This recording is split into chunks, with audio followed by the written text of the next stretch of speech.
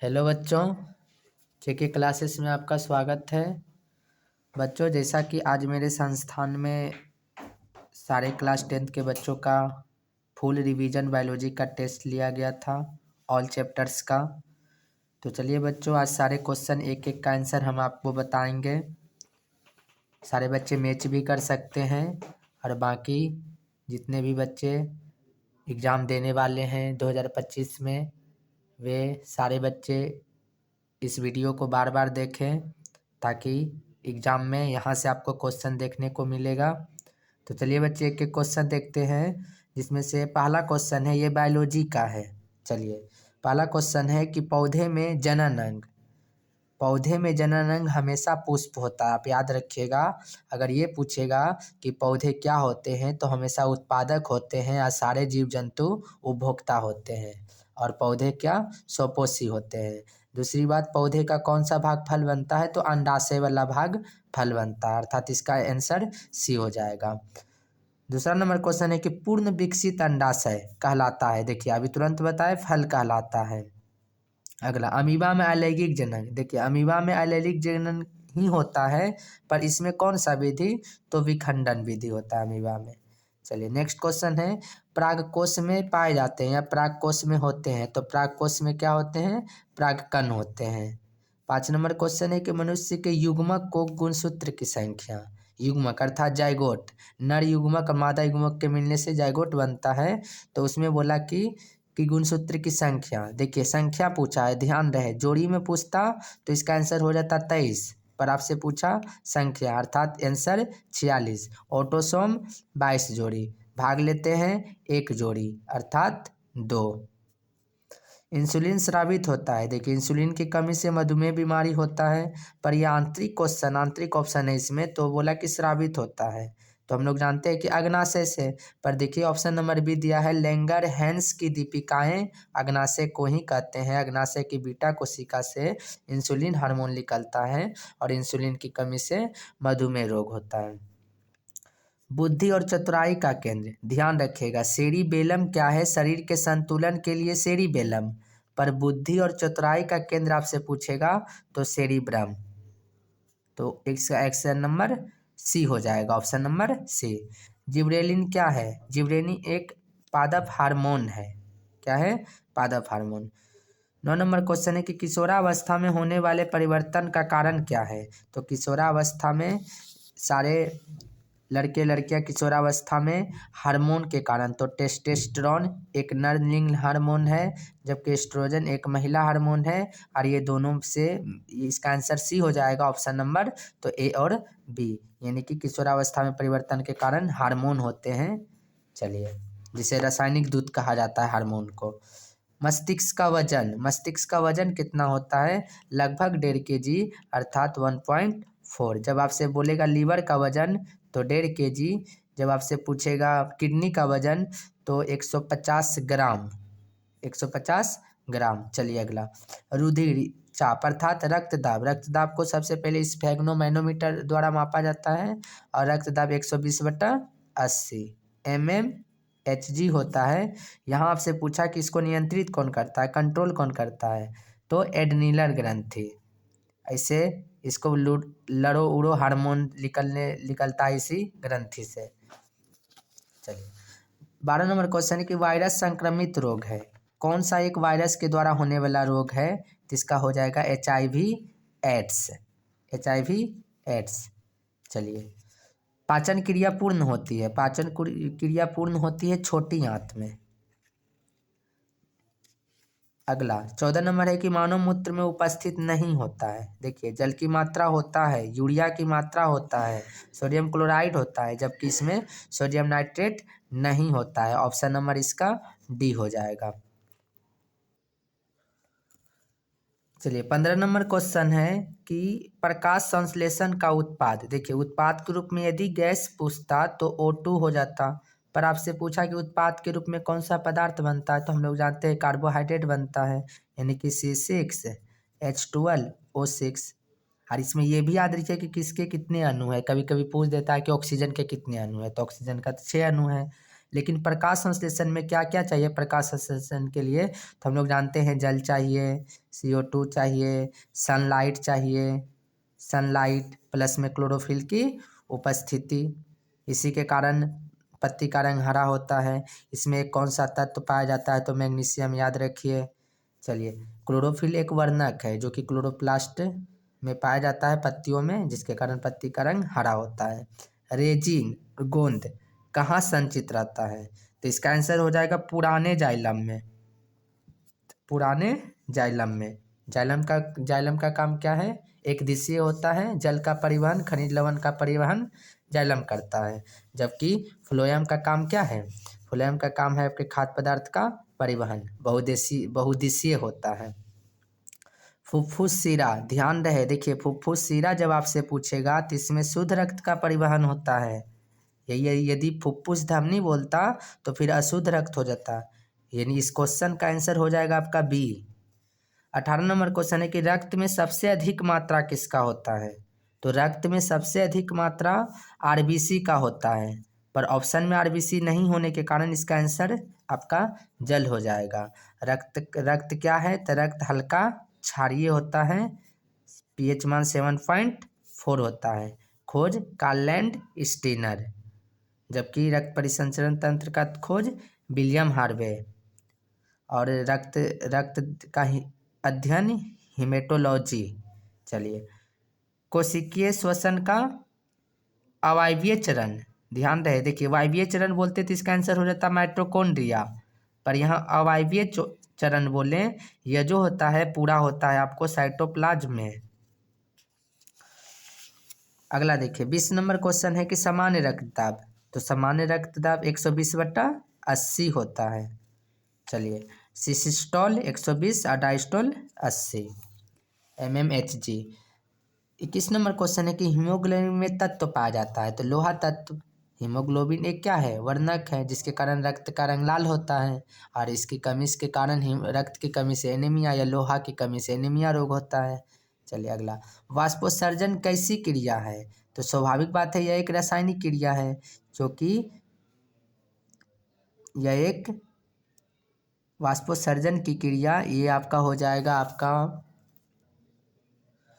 तो बच्चे वाष्पोत्सर्जन की क्रिया कैसी है, तो ये भौतिक क्रिया है, क्योंकि इसमें वाष्पोत्सर्जन की क्रिया में क्या होता है, यह पत्ती वाले भाग में होता है पौधे के, पानी का वाष्प में उड़ना, तो पानी फिर ठंडा भी तो होगा ना, तो कहने का मतलब इसलिए ये क्या है, भौतिक और रासायनिक परिवर्तन तो जानते ही हैं कि जो पुनः लौट जाएगा, पुनः पहले की अवस्था में तो भौतिक हो जाएगा, जैसे पानी का बर्फ बनना या पानी का वाष्प बनना, तो इसीलिए इसका आंसर क्या हो जाएगा, भौतिक।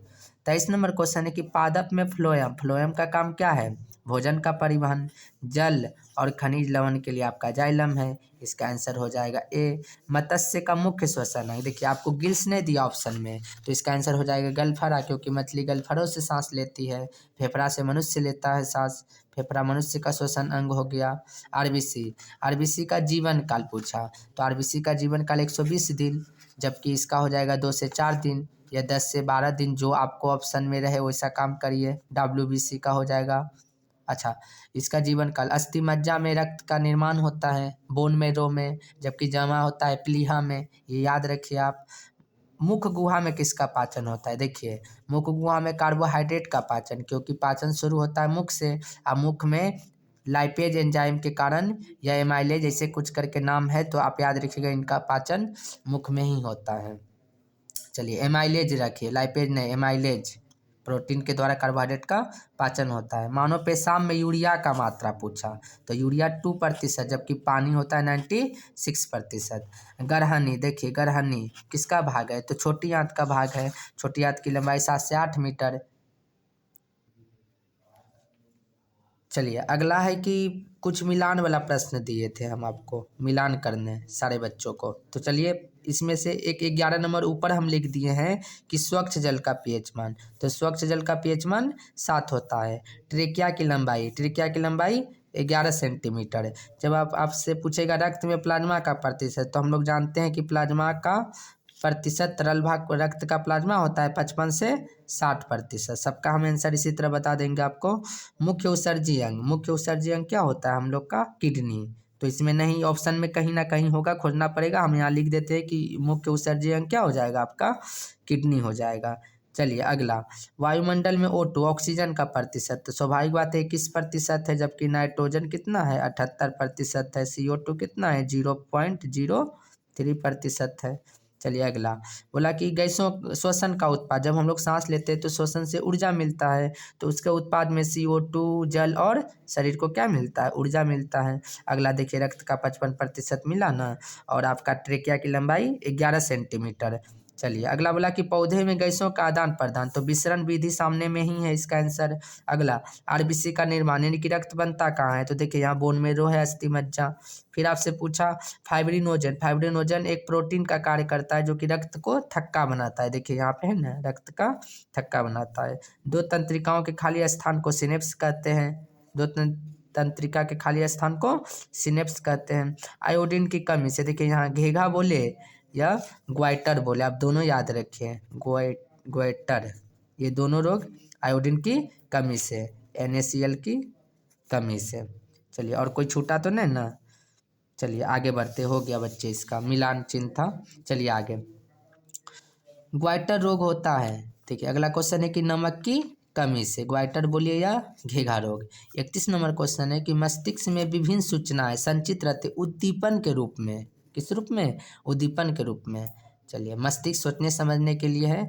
मास्टर ग्रंथि, पिट्यूटरी ग्रंथि जो कि मस्तिष्क में पाई जाती है, सबसे छोटी ग्रंथि, तो पिट्यूटरी हो गया, इसी को मास्टर ग्रंथि। अब मास्टर ग्रंथि करने का मतलब है कि बाकी ग्रंथि पे कंट्रोल करता है। अगला, यह एक मिश्रित ग्रंथ है आपका अग्नाशय, जो कि अंतःस्रावी और बाह्यस्रावी दोनों होता है। चलिए अच्छा, ग्रंथि उसी को बोलते हैं जिससे हार्मोन या फिर कोई जूस लिख ले, इस तरह करके। चलिए अगला, थायराइड ग्रंथि गले में पाया जाता है, इससे थायरोक्सिन हार्मोन निकलता है, तो उससे कमी से आपका घेघा रोग। अंडाशय, अंडाशय एक मादा भाग है, मादा अंग का भाग है अंडाशय, जहाँ से अंडाणु निकलता है। चलिए, एक पादप हार्मोन, एक पादप हार्मोन इसमें देखिए तो हो गया आपका महिला हार्मोन, हो गया एस्ट्रोजन। जिब्रेलिन है एक पादप हार्मोन, जबकि थायराइड से निकलने वाला हार्मोन थायरोक्सिन, और अग्नाशय से निकलने वाला इंसुलिन। चलिए, अफ्रीकी मानव का उद्गम स्थान अफ्रीका, पर अफ्रीकी मानव का निकटतम प्राणी अगर पूछेगा तो हम लोग का चिंपैंजी हो जाएगा इसका आंसर, चिंपैंजी। मेंडल अपने प्रयोग के लिए आप याद रखिएगा कि मटर पौधा का चयन किए थे, कौन सा, मटर पौधा। लेकिन आपसे पूछा कि किस देश के ईसाई मठ के क्या थे, पादरी थे, तो कहने का मतलब इसका आंसर हो जाएगा ऑस्ट्रेलिया, ऑस्ट्रेलिया ने ऑस्ट्रेलिया, ऑप्शन नंबर डी। पुरुष जीन संगठन, तो पुरुष जीन संगठन तो आपका XY हो जाएगा, जबकि स्त्री जन संगठन XX हो जाएगा। कायिक विभिन्नता मतलब कि ऐसा कोई पौधा जिनको अगर काट के लगा दे तो वो अपने जनक के समान हो जाएगा, तो ये उपार्जित होता है, ये अनुवांशिक नहीं होता, उपार्जित। चलिए, घोंघा बोला कि किस समुदाय का प्राणी है, तो ये हो जाएगा आपका मोलस्का समुदाय का प्राणी है। चलिए, 39 नंबर क्वेश्चन है पारिस्थितिकी तंत्र यानी कि इकोसिस्टम। अब हम बताए थे आपको कि इकोसिस्टम में जैविक अजैविक घटक के मिश्रण होता है, तो यह बोला कि ऊर्जा का एकमात्र स्रोत, तो आपका सूर्य प्रकाश हो जाएगा। आप ऐसे भी ऑप्शन छाटिए, क्या वायु से आपको लाइट मिलता है, वर्षा से लाइट मिलता है, जल से लाइट मिलता है, तो इसका आंसर क्या होगा, बी नंबर। चलिए अगला, ओजोन के एक अणु में ऑक्सीजन के 3, क्योंकि हम जानते हैं कि समताप मंडल में ओजोन लेयर पाया जाता है जिसका सूत्र O3 होता है। यह हमें पराबैंगनी किरणों से बचाता है, और 16 सितंबर को ओजोन दिवस मनाया जाता है। तो बोला कि इसमें ऑक्सीजन के कितने अणु हैं, तो 3 अणु हैं। चलिए, आहार श्रृंखला, देखिए आहार श्रृंखला में आप ऑप्शन के अनुसार से आप इसको छापते जाइए। आप ही सोचिए, क्या घास, गेहूं, आम, क्या ये आहार श्रृंखला हुआ, नहीं। आहार श्रृंखला में क्या होता है, एक उत्पादक दूसरे उपभोक्ता का आहार के रूप में खाया जाएगा। देखिए, घास बकरी खाई वो तो ठीक है, बकरी को मानव खाया। चलिए खैर, अगला चेक करिए, क्या बकरी को गाय खाएगी, गाय क्या शाकाहारी है, मांसाहारी है, तो इसको काट दीजिए। घास को क्या मछली खाएगी, या मछली को कभी देखे बकरी को खाते, तो इसको काट दीजिए। तो इसका ऑप्शन नंबर आपका घास, बकरी और मानव हो जाएगा। चलिए, ग्लोबल वार्मिंग के लिए, ग्लोबल वार्मिंग बोले या ग्रीन हाउस गैस बोले, तो CO2 हो जाएगा इसका आंसर। 43 नंबर है कि एक उत्पादक है। हम लोग जानते हैं कि सारे पेड़ पौधे क्या होते हैं, उत्पादक होते हैं। बाकी तो सब इसमें देखिए, हिरन क्या है, उपभोक्ता हो गई, ग्रास हॉपर उपभोक्ता हो गया, जल तो एक आपका हो जाएगा निम्नीकरण संसाधन हो गया, अर्थात नवीकरणीय। कौन प्राथमिक उपभोक्ता है, तो जो पहला चीज को खाएगा वह प्राथमिक उपभोक्ता हो जाएगा। जैसे इसमें देखिए, जितने भी शाकाहारी जीव होते हैं सब प्राथमिक उपभोक्ता होते हैं। अब इनको कोई खाएगा तो वो हो जाएगा मांसाहारी, जितने भी हैं मांसाहारी और सर्वाहारी, ये सारे आ जाएंगे द्वितीय उपभोक्ता के अंतर्गत। CFC क्लोरोफ्लोरोकार्बन, जिसमें ओजोन परत की कमी आती है, कमी का कारण है CFC ओजोन परत में। तो ये बोला कि कहाँ इसका उपयोग किया जाता है, तो एयर कंडीशनर में, रेफ्रिजरेटर में और जेट इंजन में, अर्थात इनमें सभी हो जाएगा। 40 नंबर क्वेश्चन है कि भूमिगत जल का उदाहरण है। तो भूमिगत जल का उदाहरण देखिए, नदी नहीं होगा, कुआं भी आप इसका आंसर हमको कमेंट करके बताइए। सारे बच्चे 46 का आंसर क्या होगा कमेंट करके बताइए। अगला देखिए 47 नंबर, अजैव निम्नीकरण इसमें से कौन है, तो वैसा निम्नीकरण जो सड़ेगा गलेगा नहीं। तो इसमें खोजिए, टिश्यू पेपर सड़ जाएगा, किसी चीज़ का छिलका सड़ जाएगा, लेकिन क्या थर्मोकोल सड़ेगा, तो इसका आंसर हो जाएगा सी। कौन प्राकृतिक संसाधन नहीं है, यानी कि प्रकृति के द्वारा नहीं मिला, तो इसमें जीवधारी हो जाएगा, जीवधारी। बाकी आपका जल ये प्राकृतिक है, मृदा प्राकृतिक है, वायु प्राकृतिक है। टिहरी बांध जो कि महानदी के ऊपर है, तो ये बोला किस राज्य में है, तो ये आपका उत्तराखंड में है, यूके में, उत्तराखंड में। कॉलीफॉर्म क्या है, ये जल प्रदूषण का एक क्या है, जीवाणु है, कॉलीफॉर्म। तो चलिए बच्चों, हमने सारे क्वेश्चन को डिस्कशन किया, आपको सारा का आंसर बता दिया। 46 का आंसर भी हम बता ही देते आपको कि भूमिगत जल का उदाहरण बच्चे कुआं हो जाएगा। चलिए, सारे बच्चे से उम्मीद करते हैं कि स्वस्थ होंगे, मस्त होंगे। सारे बच्चे मन से पढ़िए। थैंक यू बच्चे।